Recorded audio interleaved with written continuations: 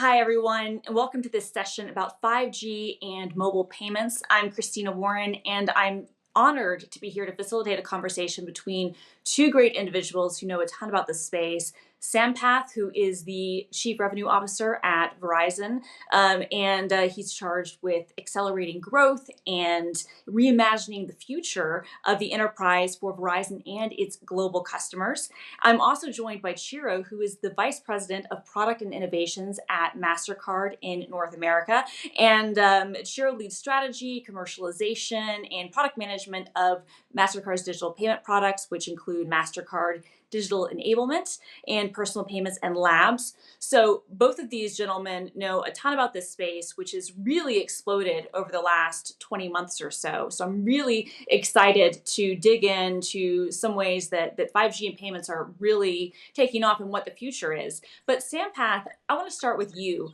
Explain to me, we've heard a lot about 5G. It's been a big buzzword, especially over the last year. But what is the difference between 5G and 4G? 5G is something we've never seen before. 5G is not 4G done faster. It's definitely faster than 4G, no question about it. But there are some other attributes that 5G brings that has never been bought before. So, for example, really low latency. The minute you click on something, it happens. Or very low power consumption, high reliability, uh, density of number of devices you can have in a square mile. So we call them currencies. So there are 8 currencies that 5G brings that has never happened before. 4G had one currency, which was speed. Now with 5G, we have 8 currencies and unlimited possibilities on what you can do with them. And talk to me a little bit about where 5G is available and what the expansion plans are for 5G going forward. 5G is available nationwide today. Us at Verizon and our peer networks too, it's available nationwide. We, of course, like Verizon more, but it's available quite broadly. We have something called 5G ultra wideband, which is really premium, the multi-gig speed of 5G. That's available in most urban corridors in almost 50 odd cities. But we are expanding that. By the end of this year, we'll have it almost in one third of the country, and by next year, a good portion of the country. So this is the perfect time. We have the network and we have devices, something that's never happened before. And the same time in 4G was being rolled out, we had around 10% of our users using 4G LTE. Same time now in 5G, it's 25%. So this is by far the fastest technology rollout we've ever seen, and you can see I'm excited about that. Yeah, no, I have to say, when I've been able to use the ultra wideband, it's just a fantastic experience, and I'm excited about that coming to more and more places. Shira, I want to ask you, from Mastercard's perspective, you deal with innovation with products. From Mastercard's perspective, what is the big benefit and what's maybe the promise of 5G? Yeah, thank you, Christina, for having me on the show. And this is a topic that I'm very passionate about, and there's a lot of innovation happening in this space.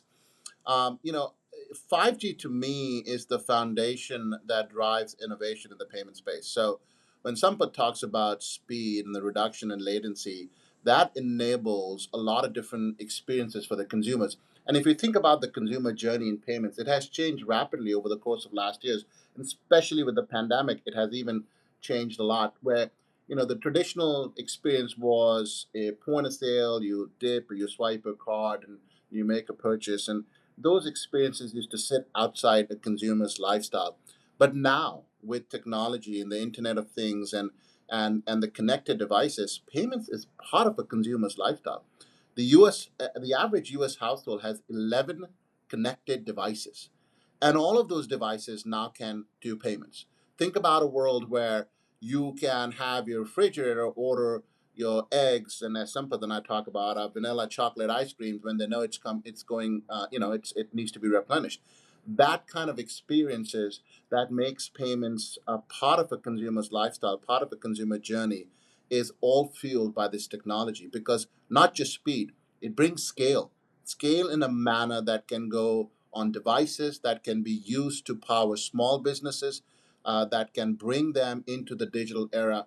It not only is beneficial for consumers, it's beneficial for our economy, because our economy, majority of the small businesses are not in the digital space. And this technology with scale can bring them into the space and offer the payments experiences that consumers are so used to. So I want to dig in on that a little bit more because I think that's interesting. You mentioned like your refrigerator maybe being able to auto order things for you. Is the big innovation here, and I want to hear from both of you. I'll start with you, Sampath. Is the big innovation here that rather than the consumer maybe naturally having to engage and either swipe a card or enter in a number, that these devices, by the nature of all being connected, they can automatically reach out on those edge networks and push the payments through? Is that what the innovation is here? Exactly. Look, we've seen this use case before when we go through the Lincoln Tunnel or the Honnold Tunnel, for example. A slow walk, definitely. But when you walk in, your car immediately, the sensor picks up your tag and it builds $14 or $15 to your account there. So that the whole thing of machines charging for payments is not a new concept. But what we like about it is the latency and the speed of it. And it's so important, especially for small businesses today, because we have a thesis that one third of small businesses in America are not digitally connected, and another 30% of them have a very poor digital experience. So, 6 out of 10 small businesses are not ready to compete with the large companies in the world. And payments is one of the bigger things for them, where there is so little friction when you go to an Amazon or go to Walmart. There's so little friction, but when you go to your local deli, there's got a fair amount of friction. You go, he gives you a little token in the triangle ticket. You go, you wait for it, and then it's $4.29. You give a $5 note. Oh my goodness, the sandwich is getting cold. So how can you take friction out of the process, whether through machines or for small businesses? So that's the piece we get excited, and putting intelligence in the edge of our network, whether it's for payments, whether it's for fraud management, whether it's even for adjudication, the answer comes back quickly. The minute you put your card in, bang, it's a yes or a no, and you move on. Chiro is happy too because they get the payments piece, but the small business is able to fill the transaction quickly. Yeah, and Shira, talk to me a little bit about like from the payment side. What are some of the benefits here? It does. I'm assuming it makes things more seamless, maybe faster. Talk to me a little bit about like what the big benefit is from the payment processor side.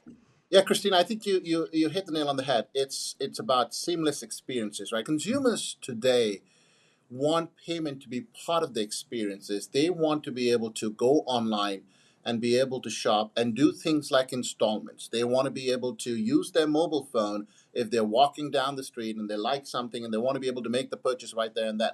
They want to be able to have that speed, the security, the connectivity to do that. They want to have offers. They want to have merchants where they buy things to provide them offers so the merchants know their spend patterns, know who they are so they can have more targeted experiences. All of those things are innovation that is happening, right? So, as an example, if you think about it, 10 years ago, a point of sale device was this big clunky thing that sat on a terminal on a merchant's desk, right? Today, Right. we are piloting mobile tap on phone, where a consumer's device, a Samsung device, can be a tap on phone, can be a point of sale for the consumer. Think the power that we give in the consumer's hand when they can walk into any experience and use their phone to make a purchase, right? The speed it brings, the convenience it brings, the experience it brings. Those are all things that are the underlying benefits of this technology coupled with the innovation that we're bringing into this space. So to me, it's taking it to the next level of what consumers, for them, it's not about technology. For them, Right. it's about experience. And for them, it's about convenience, is ease without sacrificing security. And so this technology coupled with the innovations are filling all of those needs, which is why this to me is one of the biggest things that has happened in the space, because it will fuel all the great things that we are building in the payment space.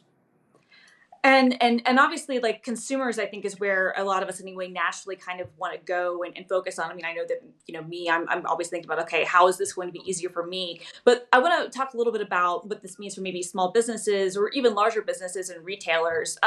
I want to hear from both of you on this. But Sampath, what's the potential here? What does this mean for someone who has a small business who, as Chiro was saying a decade ago, might have had to have a really big, like point of sale system clunky on their counter plugged into a wall, and they had to have a direct special line for to go to the bank. So what does this mean for the small business out there? Look, two things. One is you want payments to be integrated in the flow of a transaction. So let's pick on my favorite deli, the Milburn Deli here. So you go, you order a sandwich, great pastrami. You come with the order. You can put your payment in. So by the time you check out, you get the sandwich exactly the way you want, and payment is already embedded in it. So there's a certain flow to the piece. So that's pretty important. Second is speed. The minute you put your card in, you have to wait time, whether it's online or offline, abandonment happens. So speed, the faster you can adjudicate that, the less friction there is, the less abandonment, and the transaction goes through. So one, for small businesses, put it in the flow of their operation. They get more digital. This helps them. Second, take time out of the process. So two immediate impacts for small business, and the small businesses have to get digitally smarter. It's something more important for society. Only 50% of the country's employment is with them, so it's a pretty large group of businesses there. So I think the faster they can get digitally astute about it, it's good for everyone. Chiro, can you add to that from your perspective, from Mastercard and from the small businesses that you talk to, or businesses of any side, and maybe like what the potential is for them as they start to modernize their payment systems? Absolutely. Look, I'll share a stat which was very eye opening when the pandemic hit, and 40% of small businesses that went under did not have a digital footprint because they couldn't move fast enough from the brick and mortar ways that they were doing business to a digital way where it was touchless, contactless. They just couldn't rapidly evolve at that space, and so they got hit, and they went under because of that. So that's for them to continue to keep up with the trend. Digital enablement is huge, right? But it's just more than being able to accept a payment digitally. It's about access to cash. And think about small businesses. The two biggest important things is getting paid on time and making sure they have the capital to run their business. And if you think about a plumber that goes into your house and does work for you, how does he get paid today? Either it's through a check, either it's through cash, or you get an invoice sent to the room.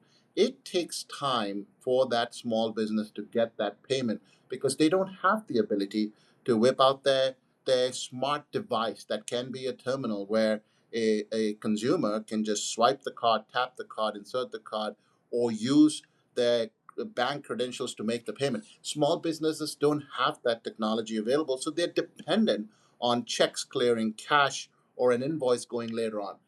That puts them in trouble because they want that access to that service right there and then. That helps them keep their business growing. This digital technology with the payments innovation that we're doing with devices, with multi-rail, it allows that small business to get paid instantly.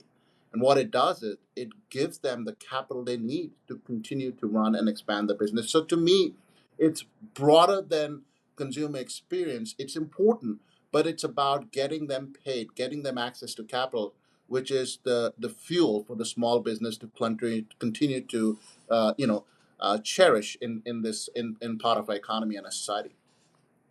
So when should businesses start looking at trying to adopt this technology? Like when isn't it? I mean, I'm sure that the Sampath, your answer is gonna be like now, today.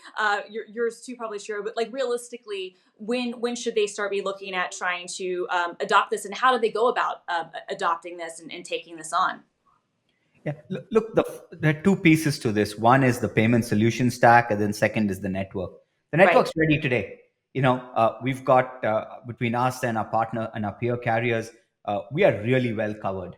So that piece is not something for contention. On the payment solution stack, Chiro is going to come and say, look, we have those payments today. Not enough, not fast enough. So there is no time to wait right now to do this, because by missing this wave out, they're going to miss growth that's going to be almost impossible to catch up on. So having a digital presence for small business is their number one thing. That's how they can compete with the large companies. That how they can compete with the large online companies. Have good digital presence and then use it to customize something locally. Big companies cannot do that. Look, we know that Verizon is one of the largest companies in the world. There are many things we can't do that small businesses can do. So how do you get them the tools and technology to do that? So the time is now for it. And price points have come down significantly because of cloud and SaaS. Earlier, you had these long, lengthy, expensive deployments. Today, you go online, like if you're a restaurant, you go to Toast, and then you're all set up and ready before breakfast is served. If you want a payment system, you go to a company like Clover, and then they got the systems tied up, and you can get onto the Mastercard network easily. So software as a service, cloud migration, and phenomenal broadband and mobility availability today, there is no better time than today. Do you have anything to add to that, Chiro? Yeah, no, I look, I think Sampath is exactly right. The time is there today. It's not about technology access. It's not about infrastructure access or payment application access. It's there today. We've been working with our partners like Sampath and Verizon to bring that to the payments ecosystem, with others as well. Our merchant bank and acquirers, and our multiple different digital partners, to bring those devices, to bring that technology. Our focus is now on education. So it's there. It's available today. Small business can do it. We need to partner, and we are doing that with chambers of commerce, with different states, with different regulators, and a small businesses, to tell them about all the tools that they have available that they need to capitalize on. To me, it's no longer availability of technology; it's awareness of the technology, and that's for us as a technology organization, as a payments organization, with our partners, to drive that on top of mind for small businesses. Gotcha. So it's really about awareness, and I think that that's good. And hopefully, sessions like this will make people more aware of what some of their options are. We're talking a little bit about kind of like the near term, present and near term future. I want to kind of ask you both to kind of think about, what do you see the potential maybe 5 years out? Sampath, what are some of the types of experiences do you think might be enabled because of 5G? Yeah, one of the big things we see, which is almost contiguous with 5G, is the deployment of edge networks. If you go back in the history, you had the mainframes, then you had the client server architectures, then you went to the cloud architecture. We are just getting started on edge architecture. What does that mean? You have data, you have analytics, you have compute that's sitting at the edge of a network. What does that mean? It could be a store, it could be a town, it could be something in the middle of a store and a town. So it's at the edge of the network is where the compute is. And you need that for low latency implications. So for example, if you're doing autonomous cars today, and you need to make a decision on when to stop, if the data goes back all the way to a centralized data center 1800 miles, you've hit that person, because it takes time for the data to come back. So you want those data to be accessed at the edge of the network. Same with robotics in a factory floor. You want the data to sit at the edge, so the robots know where to go and what to do in very real time. So bringing 5G and the mobile edge network together is what creates big opportunities for us. Couple of use cases we like. One is manufacturing, robotics. That's one. Second is healthcare, whether Yeah. it's telehealth, remote patient monitoring, or just tracking assets in a hospital. That's the second one. Third one, which we are very passionate about, is first responders. Uh, the ability for first responders to go into a situation where, in near real time or in real time, through a lens or through any other UI, they have access to all relevant information. For example, a firefighter is going into a fire. He or she has access to, what are the layout of the buildings, where are the pipes, where is the nearest hydrant in real time, and a multiple view of that. So those are three areas which think will fundamentally get transformed. Of course, there are applications in military and defense as well that go with this. The metaverse has obviously been a topic that we've been talking about a lot. Like, do you envision that I'm going to be, in the metaverse or virtual reality or whatever you want to call it, buying something and immediately, getting new virtual clothes rather than going to, my usual favorite store to buy a jacket. I'm buying one virtually to outfit my avatar. Is that something? Is that completely crazy for me to think of? Look, What?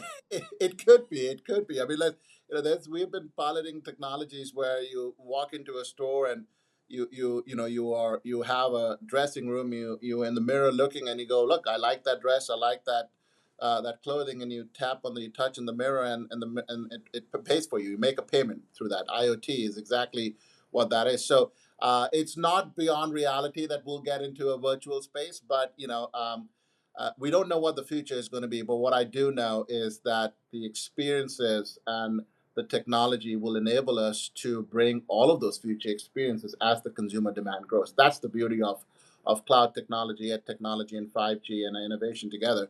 It'll prepare us for the future. Sampath, I want to ask you, this is all really exciting, like thinking about like what the potential of this is, but I do need to ask you about what are some of the potential hurdles, I guess, in making sure that this technology is rolled out and that these solutions and some of these future things that we're thinking about and things that Chiro was talking about become a reality. What are some of those hurdles that we need to overcome, whether it's from a regulatory perspective or an infrastructure perspective or even financing? What needs to be overcome for this sort of thing to happen? Look, the first is to deploy infrastructure at this speed. We need the support of all state, local, federal governments. Whether it's right of way, getting access to poles, getting the right zoning infrastructure.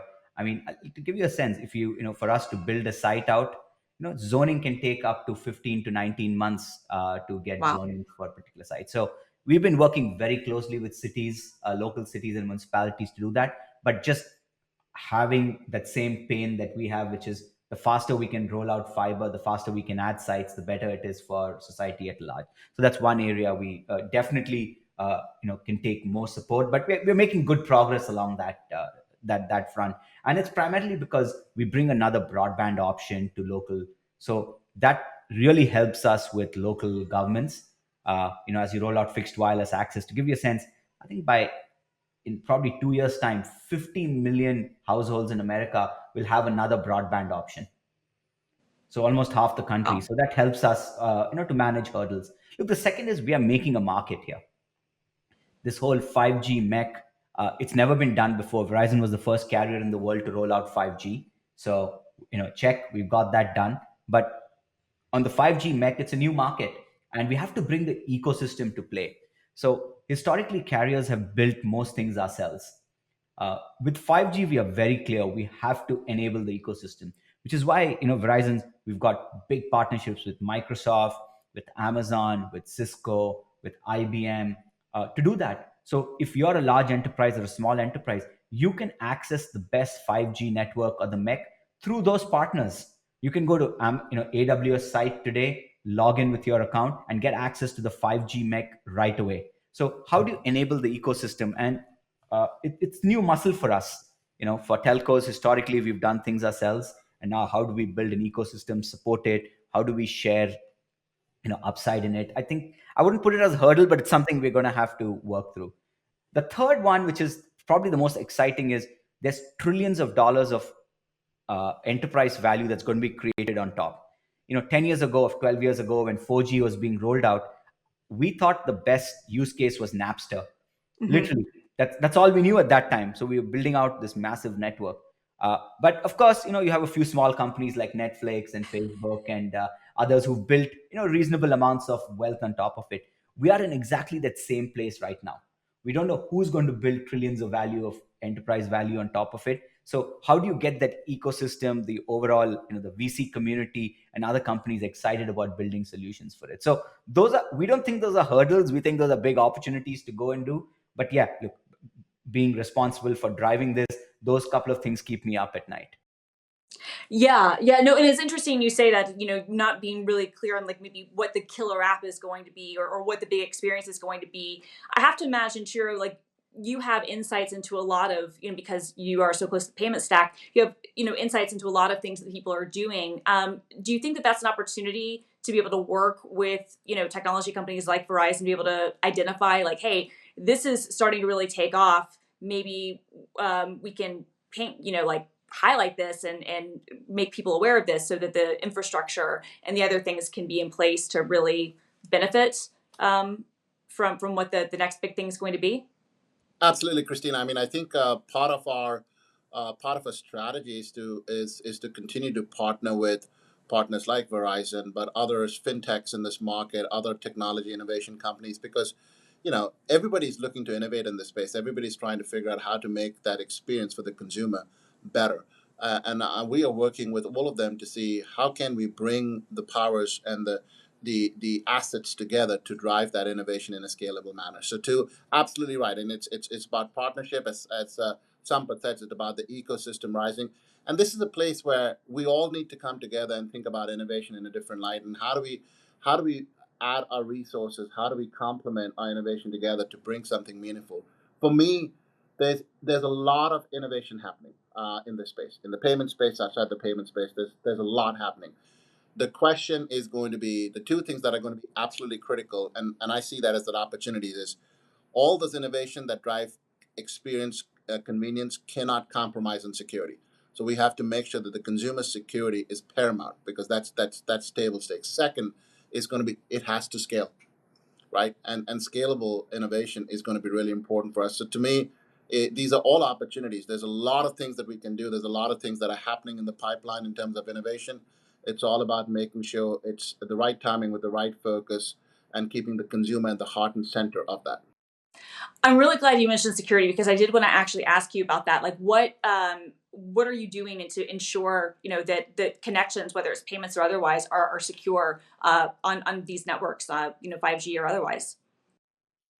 So I'll start from a Mastercard perspective now. Sampath and I have talked about this. So there are a lot of things that are happening. When you look at payment security, it's an evolution. Like it starts from the consumer starting that initiating that action all the way into the end transaction, the experience. So we have invested a lot. We have very different technologies that complement each other. That start from identification of a consumer through the way you type on your keyboard, the strokes that you use, the information that is available to make sure Chiro is who he is when you start to log in and start to access your bank account or make a transaction. There is machine learning that is happening in the background that looks at how I interact with my credentials so that if a bot tries to attack, if there's bot attacks or anything like that, it can prevent that from happening and give information to my account, my banks, or my institutions to say this could be a bot account. So it's about identification. The companies that we have just acquired and partnered with, Aikat is one of them that brings consumer identification to the forefront. It's about machine learning as well as artificial intelligence that continues to grow, and then all of safety and security assets that look at consumer payment trends, behavior, digital assets of tokenization, all of those things that really provide an end-to-end consumer safety net to protect the consumer experience. And then the work that Sampath and his team have done on 5G in itself to bring an additional layers of security is going to be paramount. Fantastic. Sampath, did you have anything to add on that? Yeah, look, cybersecurity is the backbone of what we do. One third of the world's internet traffic flows through our network. So billions and billions of hours of Fortnite and Minecraft, but also some useful stuff around medical and education as well. It's a mix of that. And look, we run one of the world's larger cybersecurity businesses, and what we see is almost 8 out of 10 things that happen in cybersecurity breaches uh, are driven by money motive. It's not James Bond stuff. It's not James Bond. It's not nation states. It's pure criminal enterprise trying to hack into your network to make a buck. Simple, Right. because that's where the money is. Second thing, we also know that it's sometimes down to fundamentals and hygiene. Your password cannot be password 123. I've said this a million times, and everyone rolls their eyes, including my 8-year-old son. But it's hygiene. Change your password often, and for larger companies, role-based access control, zero trust architecture. It's not rocket science. It's literally not rocket science. And then the last is it's costing companies billions right now. Back in the day, a ransomware attack was a $5-10 thing. Now it's a $5-10 million thing. So the ROI is pretty good. Focus on hygiene. And if you look at recent breaches, more than 60% of them have happened because of pretty simple things. Someone clicked on a link they shouldn't have, a port was left empty, or a patch wasn't done. So this is not high tech, it's basic, it's hygiene. And look, Verizon does its part. And look, with 5G, security is built into the network itself, so you get that extra layer of protection. That's why it's a lot more secure than going over a public Wi-Fi connection. But every one of us, from our kids to small businesses to large companies, all have a role to play. It's not that tough. It's not that tough, but it is important.